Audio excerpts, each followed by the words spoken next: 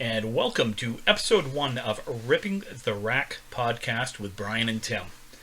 For those of you unsure what ripping the rack means, simply put, it's a bowling term meaning to throw a strike. Commonly used in 10-pin bowling, duck-pin bowling, 5-pin bowling, and of course, candlepin bowling.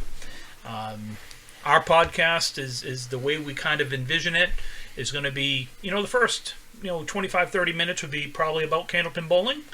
For those of you unsure what candlepin bowling is, it's a form of bowling primarily in the Northeast, Maine, New Hampshire, Massachusetts, and then the maritime provinces of Canada, Nova Scotia and New Brunswick. And then after that, whatever interests us, and we'll go from there. What do you think, Brian? Well, I think that was a pretty good summation of our podcast, Tim. I'm going to stop trying to sound smart because we all know I'm not. Hi, I'm Brian, for those that don't know. I'm an avid bowler as well. So, Tim, how long have you been bowling? Oh, boy. Let's see. I'm going to date myself here, but I started in a league, candlepin league, in 1975. I was 4 years old. I was -10. I started bowling when I was around 3 or 4. Not in a league or anything, but at Rockland Bowling Center. My dad would take me, and then that closed, unfortunately. It's now a Family Dollar. And then I started bowling again, probably around the time I was 12. And I bowled my first men's league when I was 15 at Oakland Park. Wow. Yep, 15. It's my first men's league. We didn't have a junior league, really, so. Okay. Yeah, see, I was juniors all the way up until graduated high school. So right up until 18. And then I started men's league at 18, and at Oxford Hills. Well, what was at the time Oxford Hills. It's been a couple of different places now. Stars and Strikes, owned by some great people, by the way. Fans of the show, from what I've seen. Hi, Jody. Hi, Ross. Good people. Good people. Matter of fact, their dad is really what got me. Well, I shouldn't say that. Sorry, Mom. My mom is what got me going. She really taught me a lot about bowling. My mom, my sister, my brother, and myself. My dad did bowl, but not crazy. My mom was really into the tournaments and stuff like that. But it wasn't until Russ Neely bought Oxford Hills back in, holy crap, 86, 87, somewhere around there, that he kind of took me under his wing and showed me a little bit about what the next level is like and stuff like that. So, pretty cool. It was fun times. Yeah, I started bowling. My dad's a bowler. Most of you probably know my dad that are listening. Ray. Hi, Ray. Ray's not listening. Ray doesn't have the internet, so we'll have to make sure Ray hears this somehow. But Ray on the internet would. It'd be great. Oh my God, it would be amazing. That would be awesome. He's the reason that I bowl. Mom was a bowler too, but she didn't bowl as much. Yeah, and I started bowling, like I said, when I was 4, so that's around 1990. Rockland closed around 93, I think. Maybe earlier, I'm not quite sure. And then I took some time off to do normal kid stuff, play football, all that fun stuff. And started bowling again. And first year was rough. I think I was maybe 95, somewhere in there. Yeah, well. And I knew what I was doing. That was a scary thing. It didn't look like it, but... And then over the next few years, I got somewhat good.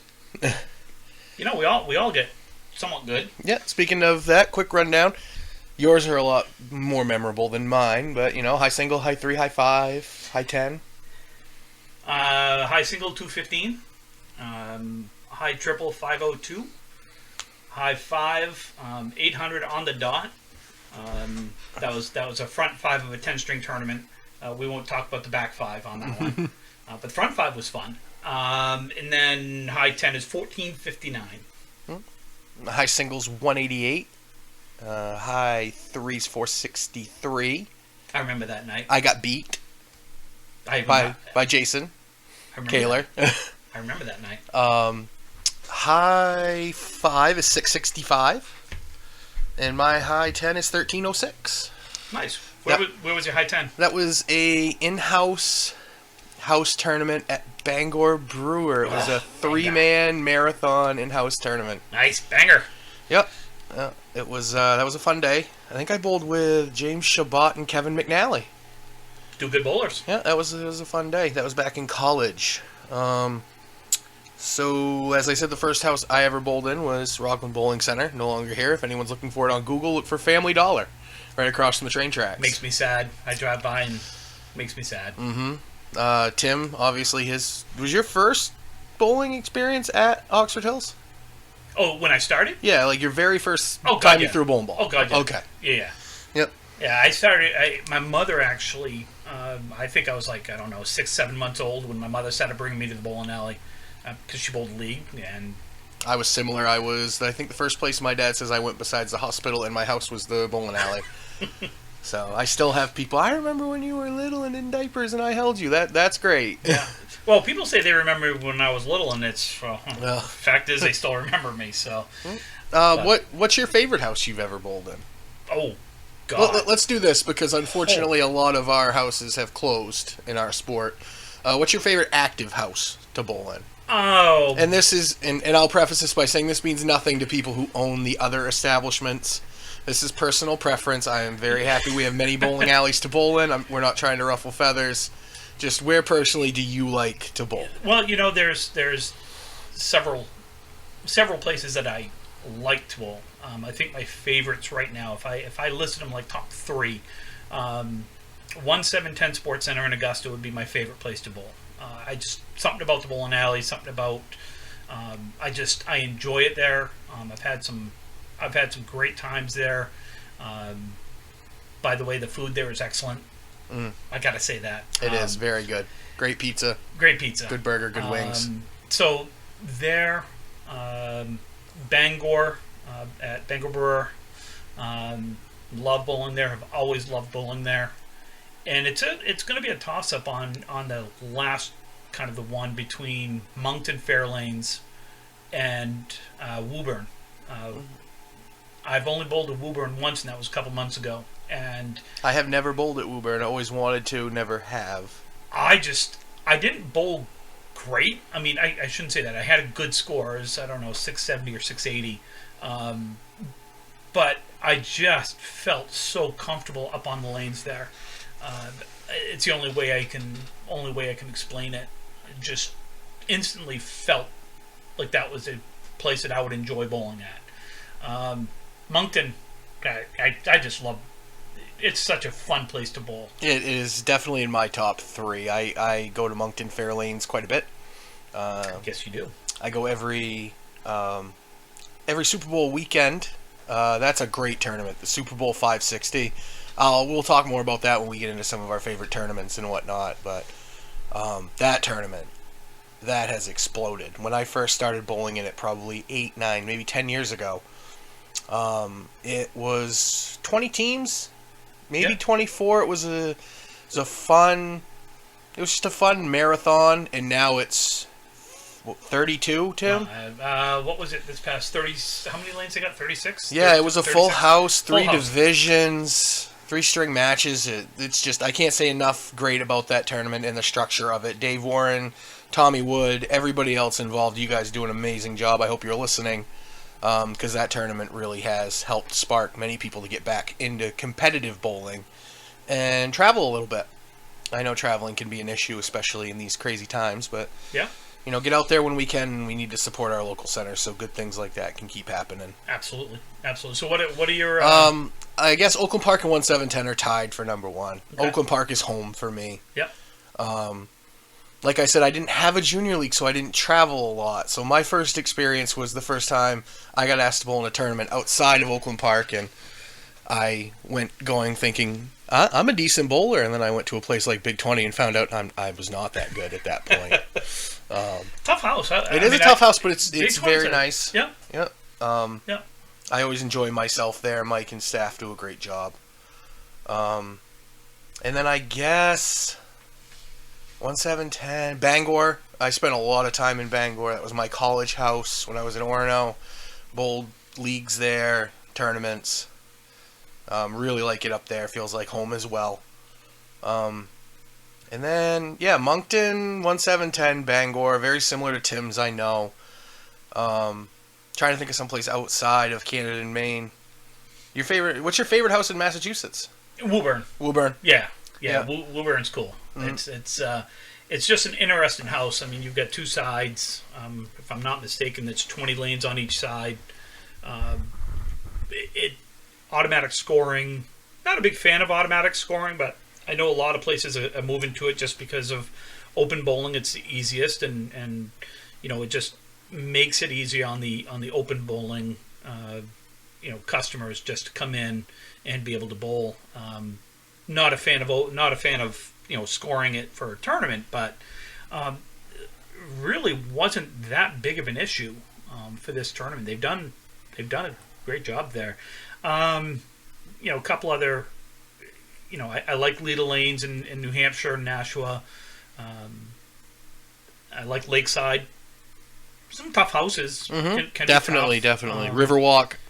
Never bowled at Mark's Had a place. great time at Riverwalk. Went I'd down like there to to bowl. We were on our way back from Connecticut visiting one of my wife's friends, and I saw that back when he was doing the show, Classic Candlepins. Yeah. He had a TV roll off, and I stopped in and I convinced my wife to stop on the way through. Thank you, Kelly. Love you. And let me bowl 5 strings of a qualifier. And when I left, I was in the show, and when that next Monday came, I was outside of it. No, I want to get down there. It's I see it on YouTube, and I've seen the house, and it's got an old time feel to it. It reminds me of Oakland Park. Just like an old time Yeah, type. and I like it. I like the noise. Yeah. There's something that is just classic about you walk into a well-loved bowling alley that is still great. The pins still go. I was struggling. I got what I hit. Yeah. Yeah, that used to be Lafayette Lanes, wasn't it? It was at one time, I believe. Okay. Yes. Okay. So those are some of our favorite houses. What do we want to talk about now with bowling, Tim? We could go on for. Oh God, I could go. Well, I'm sure we've had this discussion. I don't know. This is always a discussion that seems to happen Sunday nights or Monday nights at the Men's Worlds when everyone is sitting around. Who is the best of all time? So these are personal opinions. So I'm going to tell you, for those of you who don't know, the Men's Worlds happens in November. It's a week-long tournament. Singles on Monday, usually draws somewhere between 90 and 100 and 105 bowlers. 105 on the top end for the amount. And then team starts Tuesday morning, and it's 3 3-string matches a day. 2 divisions of 12. So you go until Friday, and then first round of the playoffs Friday evening or Friday late afternoon. And then Saturday is your quarterfinals, semifinals, and finals. It's a lot of bowling. It is a tremendously long week. You are in the bowling alley from, call it 8:15ish on Tuesday, and then 8:30, 8:45 on Thursday and Friday. When you can drag yourself out of bed, reattach your right or left arm, depending. Convince yourself that your fingers are going to stay attached to your hand when you throw a bowling ball. It is by far the number one tournament for candlepin bowling that's out there. It has. I don't know the word I want to use. I mean, I hate to throw around the word tremendous, but it is such a tremendous tournament, and well run. I mean, the houses do a great job. Way back when I first started, my first year was 1992. It was Bangor, and the even years and the odd years were started in Fredericton in Canada, and then went to Halifax for 10 plus years. I'm guessing it was in Sydney. Well, Sydney, wasn't it? That was before me. Okay, all right. Yep. It was Sydney a couple of years. Sydney, Nova Scotia. But it is such a fun tournament. Now you're talking 24 teams, on average 7 or 8 guys to a team, 5 bowl at a time. Some teams will have 10 guys. We've been that team a few times. It's a lot. It's a lot of guys to carry on it, but it's a long tournament. Now, years ago, you used to go up with 5 guys for a week. I believe the first team that won it, the guy Margin Supply, only took 5 of them, right? First several years, they only took 5.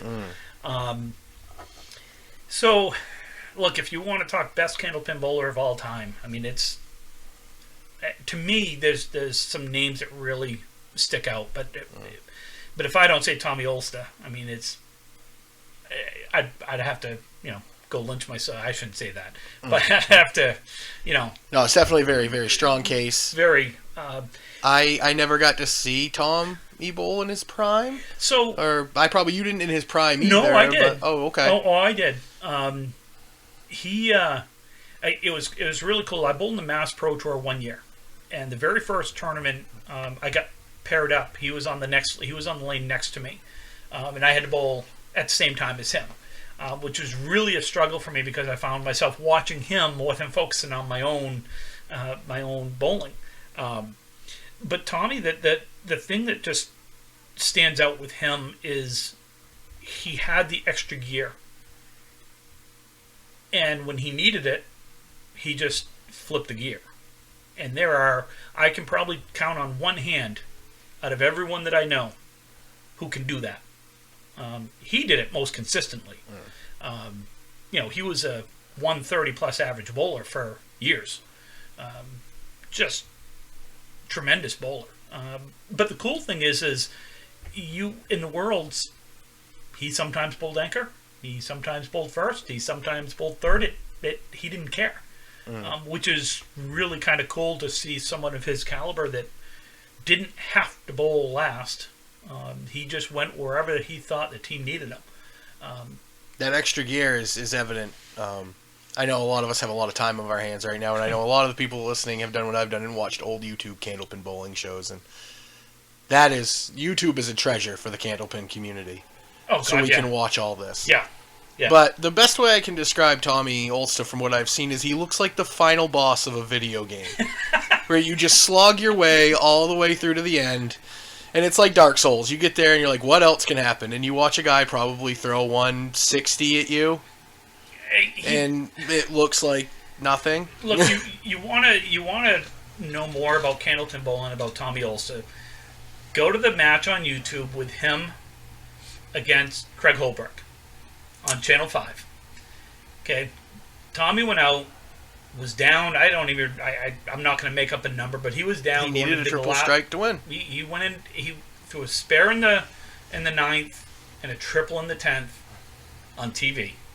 Which at that time, throwing a triple on TV was money. Oh, big time! Lots of money. It was $1,000 for a triple strike. Okay. Of course, he had the match before. He had thrown 4 strikes in a row, and it oh well. It just that's Tommy Olsta. He just was, for me.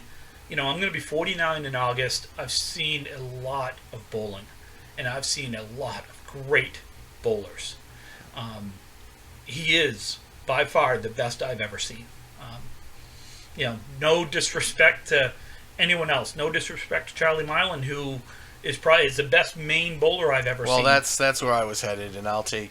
Yeah, go ahead. Tell me, you can call it what you want. Say I'm playing the home card, but Charlie to me was the first person outside of Oakland Park I really talked to that meant something in candlepin bowling. And I'm not saying people don't mean anything when you talk to them. Everybody means something. This sport doesn't survive unless we help it survive, so everyone is meaningful. But he was the first person that I walked into the bowling alley and I said, I need to get on a team. And the first thing he asked me was, well, how good are you? And I got to know that wasn't a direct shot across the bow. That's just how Charlie operates. He was rough around the edges, hard to handle, but he really would help you no matter what. His wife, Marie, was a sweetheart. Oh, my God. Sweet lady. The junior leagues survived because of Marie, I think, for a long time in Bangor. She was a saint to put up with Charlie. And Charlie, I know you're going to listen to this, and you know it as well as I do. Charlie always liked to give me fuss about the Mid-Coast because he knew how rowdy the boys could be down here from the men's worlds. But he welcomed me into the bowling alley up there, and when I saw him in, I think it was either 2004 or 2005, in the eliminations in the finals, and watch him for 10 strings keep up and beat Sean Morrison to win a state title in his 70s, I was like, that's incredible. Oh, Charlie is he is probably as far as I'm concerned, top 2 or 3 that I've ever seen. I mean, I think when we get into candlepin bowling with so much variation house to house and everything, and the errors in the years, I think you can't. It's like basketball or football or any of those sports where you try and pin down a number one absolute greatest. You can't. Well, I did. I did pin down the absolute That's greatest true. as Tommy. I haven't seen enough of. I don't have a big enough sample size, I guess, of live bowling and experience. Charlie would be able to, if he were still bowling competitively. Well, look, he's in his early 80s. If you would take him in his prime now, he'd still be great. He'd still be. He has the house record at Oakland Park, where Tim and I bowl Wednesday nights or Thursday nights now. We used to bowl Wednesday. 14:29. Yeah. It's And from the story I hear, I haven't seen the sheet, but apparently he left in those 10 strings. I think they said he left 5 or 6 pins on the plate in those 10 strings. For those that, here's what I'll tell you with candlepin bowling, and this is something that Russ taught me many, many years ago. Candlepin bowling is not about how many strikes you throw, and it's not about how many spares you throw. It's about picking your pins, period. Whether it's a strike, spare, or a 10. And a perfect example of this, Pro Bowler of the Year, Maine Candlepin Pro Bowler of the Year. I missed it one year. 50 strings. Guess how many pins I missed it by? Gotta be less than 10. 2 pins. Ooh. Russ Neely beat me out by 2 pins over 50 strings. Do not tell me that candlepin bowling is not about picking your pins at the end. We all see it. How many matches in the men's worlds every year come down to 1-2 pins? No. Playoff spots. Every day. We've made the playoffs by pinfall, I believe. Yep. But those are some of the greatest bowlers. Oh. At least 2 that we know of. And look, this is only episode 1. Mm-hmm. We are gonna look. I'm gonna be the ultimate hype man for candlepin bowling moving forward because we miss it incredibly. I have realized. So obviously, everyone knows what's going on in the world right now. Mm-hmm. Coronavirus, COVID-19, whatever you want to call it. It has forced us to change the way we do things and forced us to really be apart from people. I can tell you right now, I miss candlepin bowling. I miss the people of candlepin bowling. I think I miss the people more than the actual throwing the ball at the pins. You know what? I'm not going to disagree with you. There's just some tremendous people in candlepin bowling. I've made some great friends. That's how we connected. It is through candlepin bowling. It is, and it's funny that I didn't meet my wife candlepin bowling, and we just celebrated our 20th anniversary, and I think I have counted on one hand how many times she's ever actually gone candlepin bowling. But I miss the people, and I miss the sport, and I miss the competition, and it's cool to me is I feel the fire again to actually compete that I haven't felt in years. It's that old saying, absence makes the heart grow fonder. God, and it certainly has. It's candlepin bowling. Now, for those listening around the world, all of our millions of fans that we're going to have. Millions. And millions. I'm not a big guy. I am. We look like Donkey and Shrek. Wait. Shit, that means I'm Donkey. Damn it. I'll beep that out. Donkey. I could not dunk a basketball. I could not throw 95 miles an hour off a pitching mound, and I certainly wasn't playing football. I am all of 5'5" in heels, maybe 5'4", 5'5". I was lucky enough to find a sport that I could compete in, and I could win some, I could lose some, but I could compete, and I miss it. And I miss the people, which is, God, I can't wait until we can get back into the bowling alley, shoot the shit with people, have some fun. People will drink beers. I don't drink. So it's He does on occasion, and those stories may come up in this podcast occasionally. Yeah. Spoiler yeah. alert, there's a great one from the Men's Worlds at Margaritas. It's Oh, my amazing. God. But we'll get into that at some other time. Evan and Jeff, I hate you.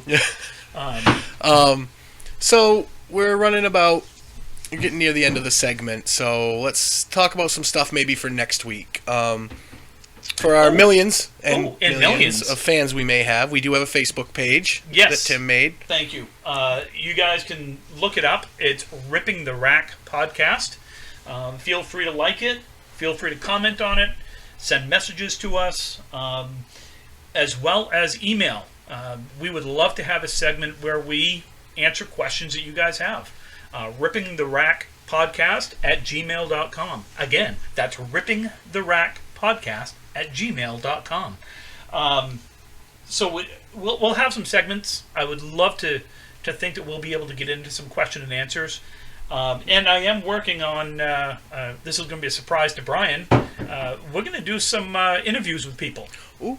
And for anyone who heard that bang, that's my 18-month-old Colin upstairs throwing his toys around. That's okay. We will have interviews.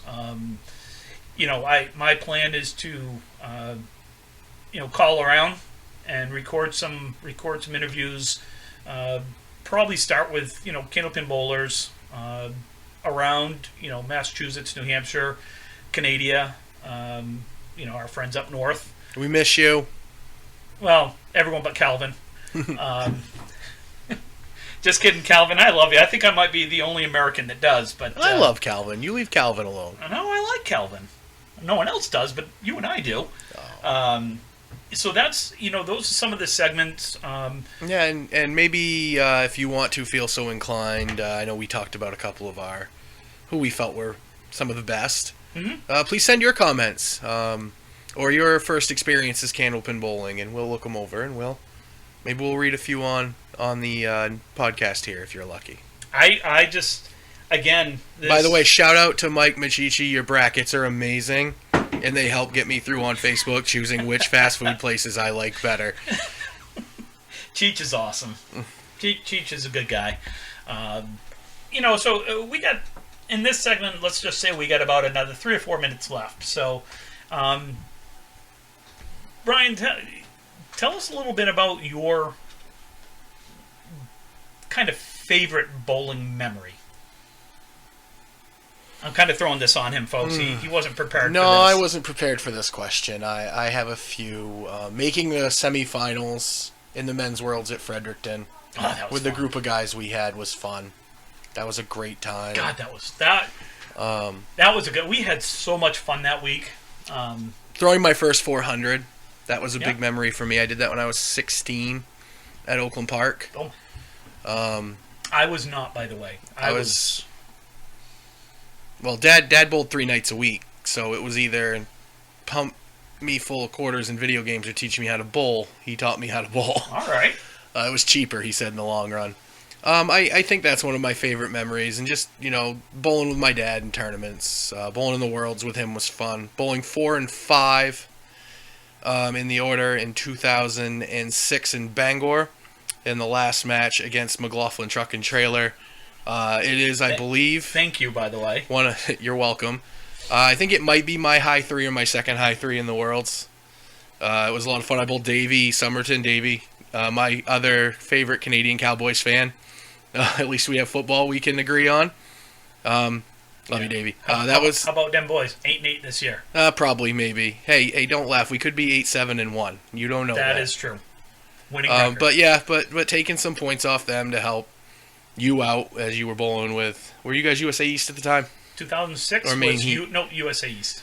And it's just fun when little things pop up like that, when you have a chance to,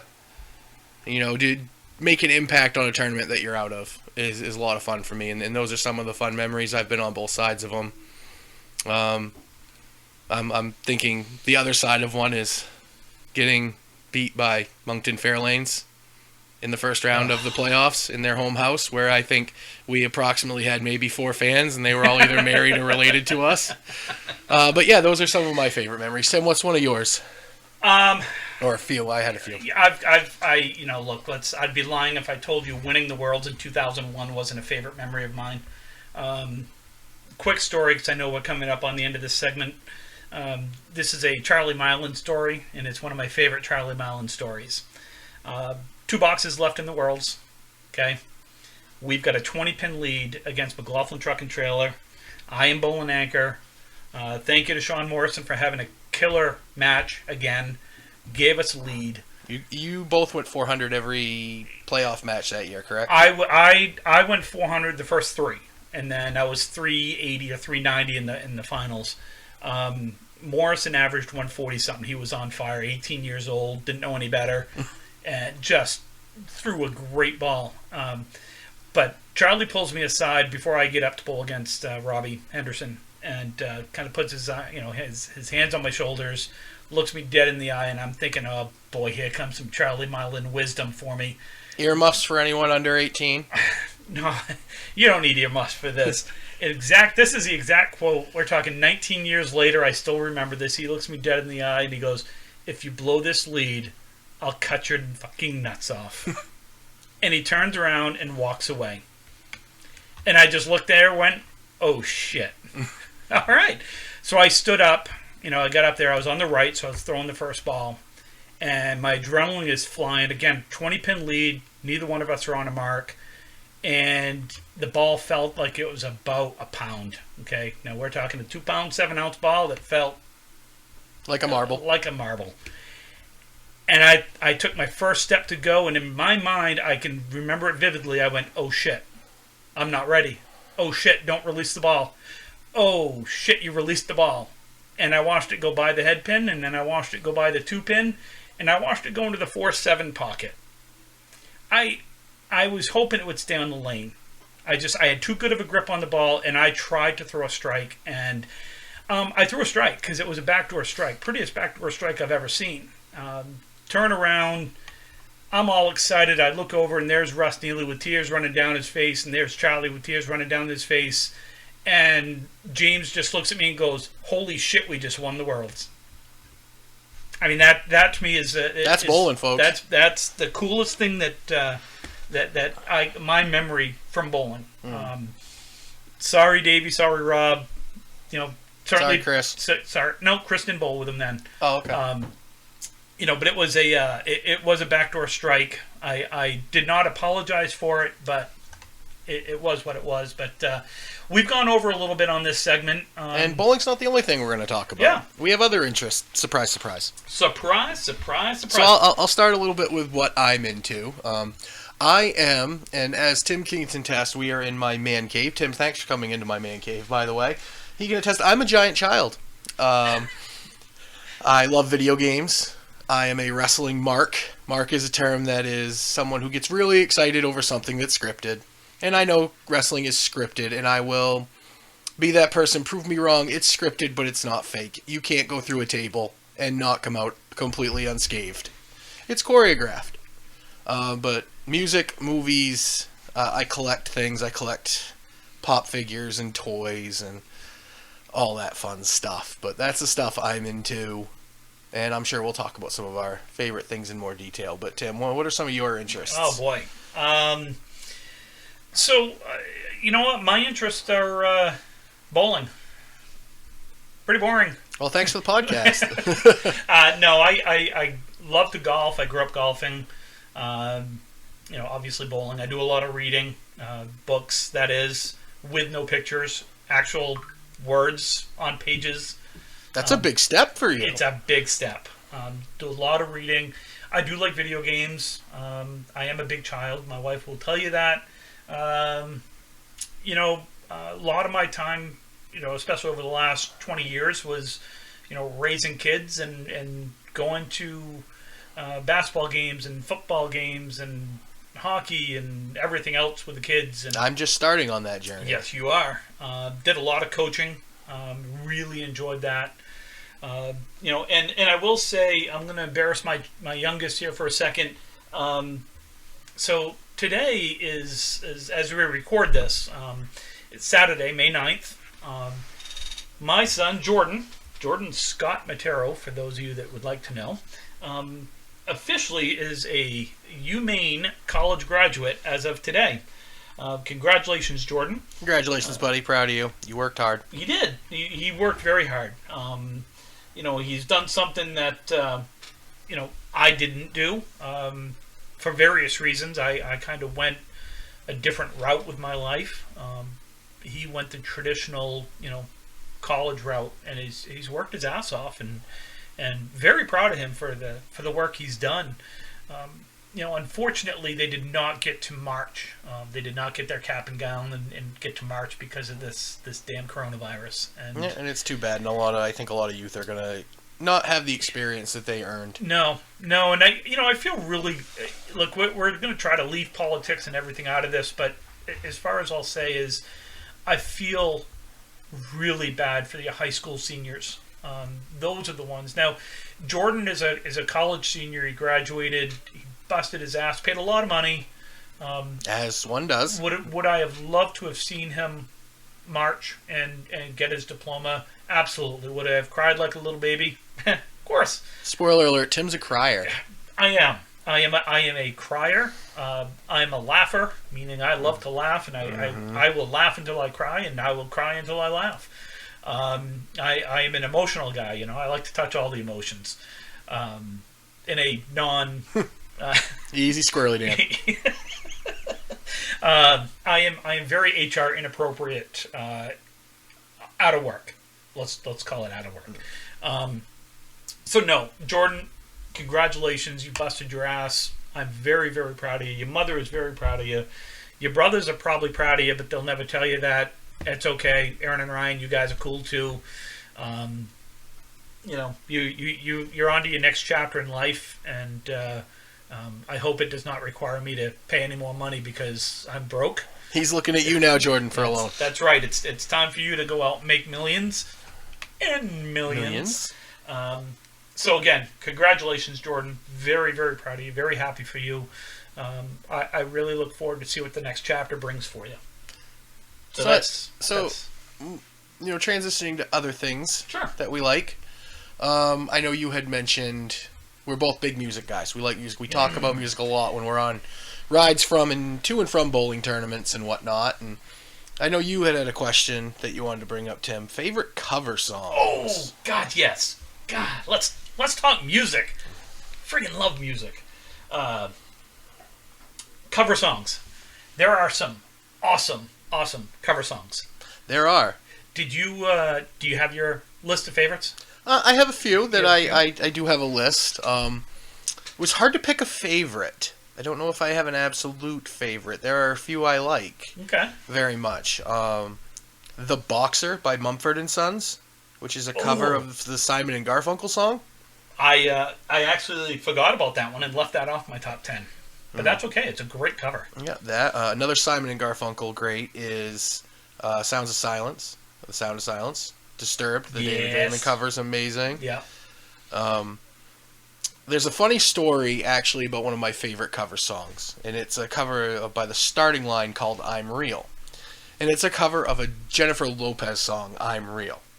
And the reason it's a funny story, and I liked it, is I always liked the Pop Goes Punk albums. Punk bands, or emo bands, whatever you want to call them. I'm sure there's some hardcore music fans out there that will say that's nowhere close to punk, but the pop punk, and my wife Kelly is a very big fan of these as well, as I come to find out. So we're on one of our first dates, and we're talking music back and forth, and I asked her, I go, do you know the Pop Goes Punk albums? And she goes, actually, yeah, my favorite song off those is I'm Real by the Starting Line. And I hadn't prompted her with that, so it was one of the many flags I had that she was the right one for me. Nice. But it's a great cover of a song, Land of Confusion by Disturbed, which is originally, is it a Phil Collins song or is it a Genesis song? Genesis, I believe. Yeah, that's right up there on my list. The Lemonheads, Mrs. Robinson. I actually heard that on the way. It's so good. On the way to the dump today. I hadn't heard that, and then I heard it, and I'm like, huh, I really like that. Yeah, those are a few of mine. Okay. Well, I actually created a top 10. Ooh, Tim's top 10. Tim's top 10. Ba, ba, ba, ba, ba, ba, ba. And I'm going to go 10 through 1, and I'll say number 10 is Over the Rainbow by, and I'm not going to pronounce his last name. The big Hawaiian dude. Is Israel Kamakawaya Holy whatever. I apologize for butchering his name, but is. Great tune. Original is Judy Garland back in 1930s. Wizard of Oz. Wizard of Oz. Number 9 is Nothing Compares to You. Not the Sinead O'Connor version. Prince version? No, Prince is the original. That is true. Chris Cornell. Chris Cornell. Does incredibly talented. God, what a talent he is. Respect by Aretha Franklin. That is originally an Otis Redding song. Ooh. And that's number 8. Number 7 is Jolene by White Stripes. Ooh, I have not. It is I'll have to phenomenal. check that out. It is. They do such a. They don't change a single thing on the song. It's originally obviously a Dolly Parton song, going way back. Number 6, Zombie by Bad Wolves. That's great. I think I played that for you. I think on the way to the Can-Am a couple years ago. And that's what kind of I was like, holy crap! They do such a fantastic job. And what I didn't realize was when they recorded that, Dolores, I can never pronounce her last, O'Riordan of the Cranberries was supposed to do backing vocals for that. She had approved it. She was going to do backing vocals, and she died that night. That's when she unfortunately passed away. Number 5 is Hurt by Johnny Cash. Nine Inch Nails tune. Another interesting one, not to interrupt you, but there's a version of The Scientist by Coldplay that Willie Nelson does. Really? That's incredible. Yes. I have to check that out. Number 4 I have is Sounds of Silence by Disturbed. Again, original Simon & Garfunkel tune. Simon & Garfunkel, by the way, is one of my all-time favorite duos. I grew up listening to Simon & Garfunkel, and they're just tremendous. They're just tremendous. Sorry. Huge. Huge. Wrong. You're wrong. All right. Number 3, Simple Man by Shinedown. Ooh, very good. Original Leonard Skinner. Great song. Oh my God, their acoustic version of that. You can find it on YouTube. In Kansas City, a concert in Kansas City. The whole acoustic concert is phenomenal. Good job not using tremendous. Huh? I'm learning. Number 2, Turn the Page, Metallica. The original Bob Seger song. And mine, actually, number 1 cover song is Hallelujah by Jeff Buckley. The original. Was the theme of our golf trip this past October. For any of the guys listening, Jake Labrie, you guys, the New York guys, stay safe, number 1. New York's crazy right now. Number 2, Hallelujah. That's the golf trip. I'll say no more. You'll say no more? I'll say no more. You'll say no more. But that's I grew up singing. I did as well, believe it or not. I was an all-state choirist in high school, and I mean, I wasn't. I went to Oxford Hills, and for those of you that know Oxford Hills, it's one of the largest schools in the state of Maine. At the time I was there, we had about 1,200 kids in school. I had about 280 to 300 in my graduating class.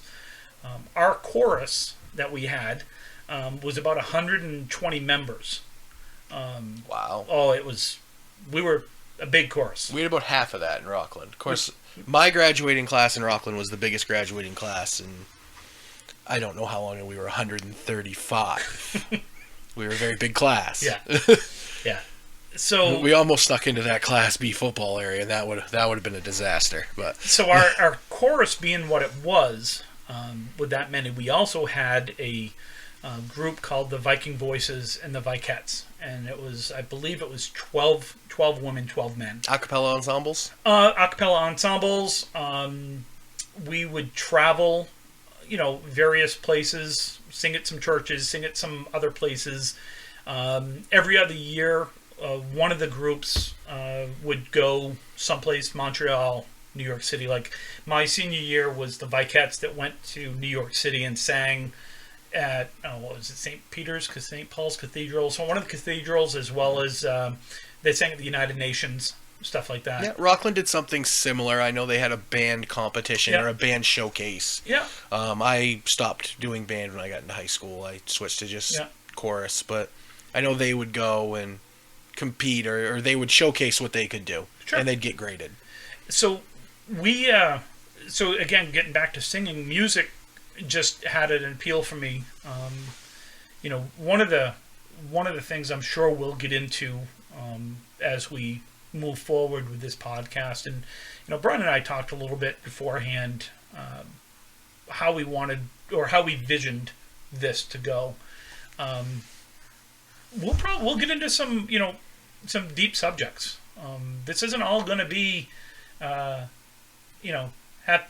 happy. Yeah, No, I I should mean, say it I will, should say that, but we're going to try and talk about some things that hopefully lessons we've learned in Yes. life or things we've been through that may surprise you, may not shock you, may be like, wow, that's interesting. Yeah. But pass on the stuff we've learned from it and, just different things in our lives that we feel would be useful, maybe put a smile on someone's face or help them through a time or distract them from something. Or We've all, everybody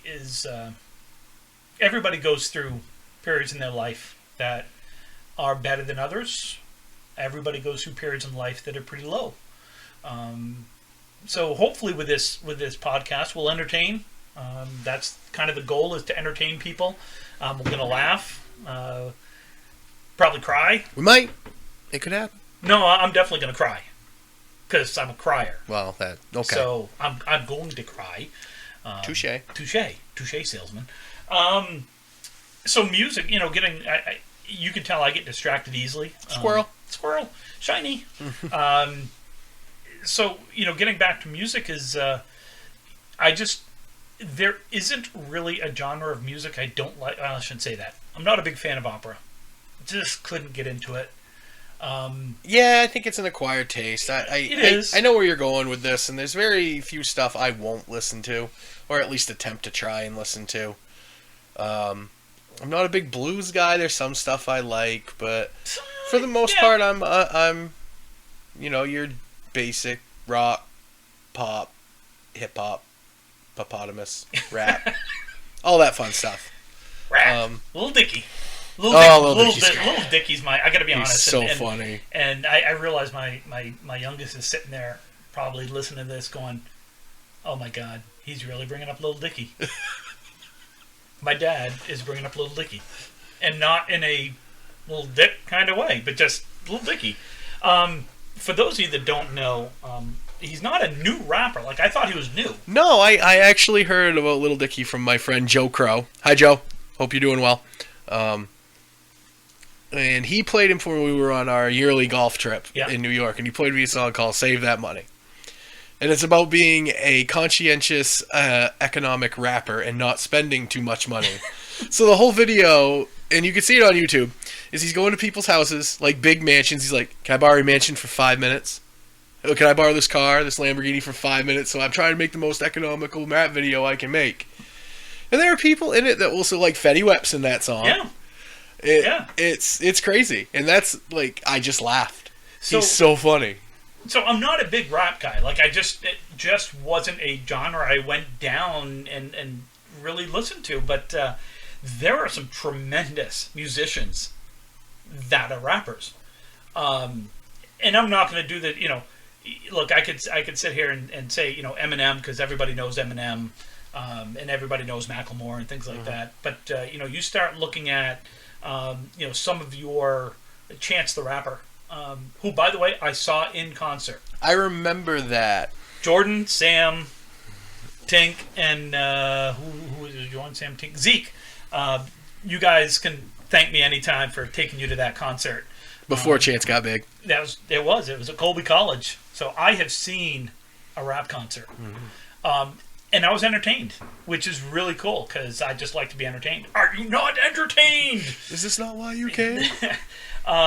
So no, it's I bring up Little Dicky. I laugh about it because he's got a new show on God, what was it on?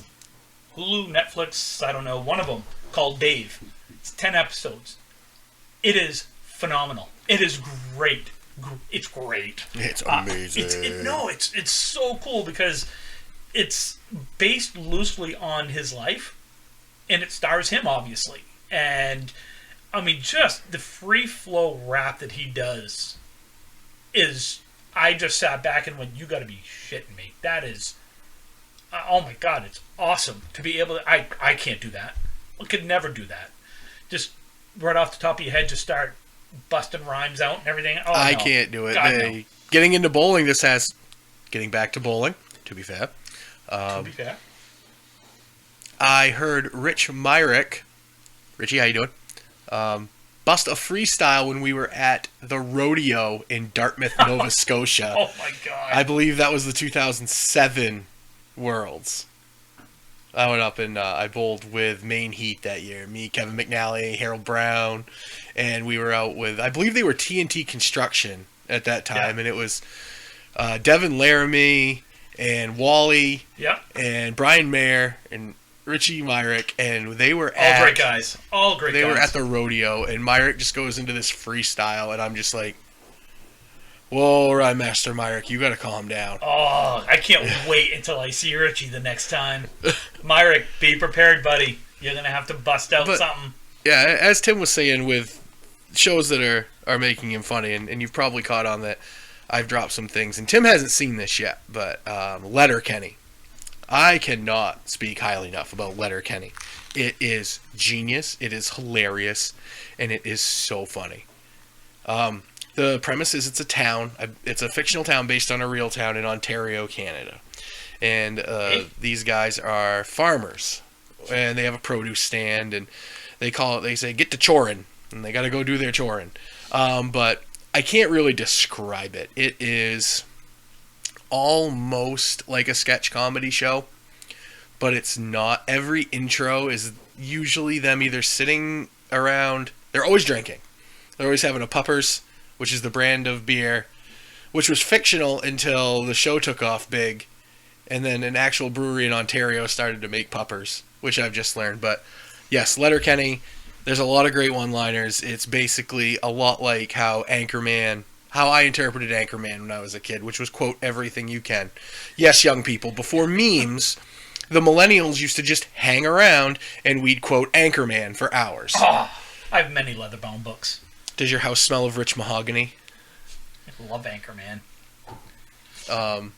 But yeah, that's one of the shows I'm watching right now. That's kind of what I wanted to get in, because we're going to start to wrap it up here a little bit.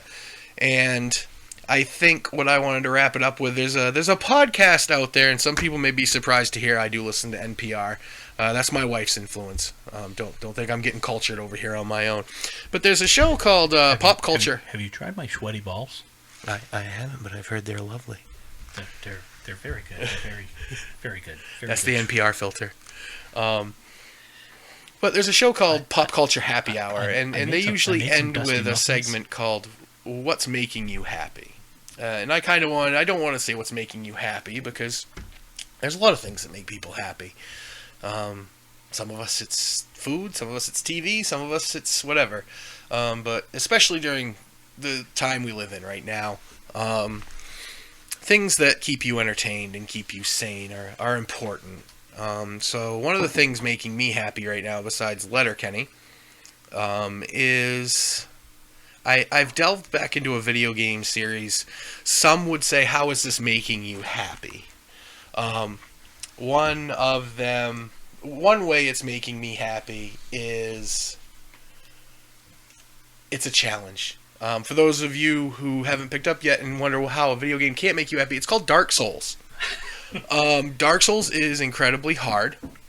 At least I think it is. It has a giant learning curve.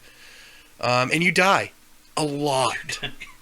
But when you finally beat something, or a part you're stuck on, the feeling you get is great. Yeah. And that's what I'm looking for. I want a feeling of accomplishment. And I don't know if it's because I'm a glutton of punishment. I like golf. I like bowling. I like hard video games. I don't know what's wrong with me. Do I really like things that make me happy? Who knows? But well, you like your wife and you like child. Oh, I love them. So it goes beyond like. But Big ups to Colin, 18 months old on the 1st this past year. Craziest 18 months Oh my of my God, life. yes. Yep. But yeah, that's something that makes me happy. Just that feeling of accomplishment I'm getting from my third or fourth playthrough now, completely of Dark Souls. Not since this all happened, because what else would I be doing? Yeah, But sure. it's that's something that's keeping me going right now. And other than the normal stuff, my family, food, water, all that stuff. But things to look forward to. Love food. Yep. Love food and water. Tim, what's making you happy, keeping you sane? Oh boy, making me happy and keeping me sane. Well, I mentioned it a while ago that my wife and I just celebrated our 20th anniversary. Congratulations. Thank you. I Big can't accomplishment, believe I've put up with her that long. Angie, you're a Oh saint. my God, I meant that the other way around. Strike that, reverse it. I can't believe she's put up with me for that long. Honestly, I think it's understanding that we're gonna get through this crap, Maybe not today, maybe not tomorrow. but we're gonna get through it and we're gonna get past it. First world problems, but I am upset that we had to cancel our trip. Our vacation. Oh, Kelly and I had a very nice cruise planned. Our first balcony ever, our first trip Nice. since being parents without the child. And Yep. down the poop. We had flight, hotel, and tickets to Kenny Chesney, Old Dominion, and Florida Georgia Line for May 30th at Heinz Field in Pittsburgh. Just a little quick getaway. Everybody needs them. We were looking forward to it, but obviously we can't go. It's they haven't postponed it yet, but come on, Right. They're going to postpone it. So I mean, they just canceled up here in our neck of the woods. They canceled the Union Fair this year, and Right. our Lobster Festival in Rockland, and those two are huge. I mean, they've gone on for 50 plus Yep. years. Yeah. So it's we know that we'll get through it. We have each other, not you and I, but my wife and I. Mm-hmm. I do check in with I check in with my friends, or try to, whether it's Facebook, Facebook Messenger, text, Snapchat. Any of you that have Tim on Snap, if you want to see cats, Look, I'll say it now because we've only got a little bit more time. I am a cat guy. Don't get me wrong. I love animals. I love dogs and whatnot. But I am a cat guy. If you have me on Snapchat, my apologies. You're gonna get snaps. Specifically, you're gonna get snaps of Mookie. Okay. that's Tim's favorite. Mookie is by far my most favorite cat I've ever had. Now, I had cats growing up. I've had cats for 40 plus years. You just made Mama very upset. Maybe she wanted one of those other cats to be. No, we're not getting another cat. We've got 3. That's enough for now. So yes, getting back to Snapchat, TJM502. If you want to add me, feel free. Candlepin Kid 77 on this side. Yeah, love Snapchat. It just there's at least once a day someone sends me something on Snapchat that will make me chuckle. That's all I ask. Just make me. And we'll be getting more social media up of the website. We will. We have the Facebook page, thanks to Tim. We do have an email. Do we have a Twitter yet? Not yet, but hopefully Twitter, Instagram, Snapchat coming. Hopefully this weekend that'll be coming. Once I get everything going. Jordan, congratulations! I've promoted you to our social media manager. Surprise! It's a internship, so we're not going to pay you. Right. It's an internship. You're paid in knowledge. Yes. Yeah. Some good, some bad. Uncle Brian will teach you some things. I'm long-winded. You know me. I could talk for hours, and that's probably why you and I get along so well. I think it makes it easier for us to do this. It does, because we talk, and and we genuinely enjoy each other's company. When you don't want to kill me, which is as long as he's not driving my truck. That'll be a story we tell next week. I promise. I will tell the Dave Stewart, Tim almost flipping my F-150 in Fredericton story. I have not Mark laughed. Carrier, Chris Merrill. Feel free to start laughing now. And Evan and Penny. start Oh my laughing now. god! I still laugh about that, by the way, because it's It's the most absurd thing that you think could happen. That, in all honesty, as much crap as I give him, was not Tim's fault. Thank you. Oh my god, he got that on tape, folks. Got that on tape. But again, we're gonna wrap things up. Drop us a line on our Facebook page. Tell us what you liked. Tell us what you didn't like. Tell us if you want to see more segments, us talk about different things. Email rippingtherackpodcast@gmail.com.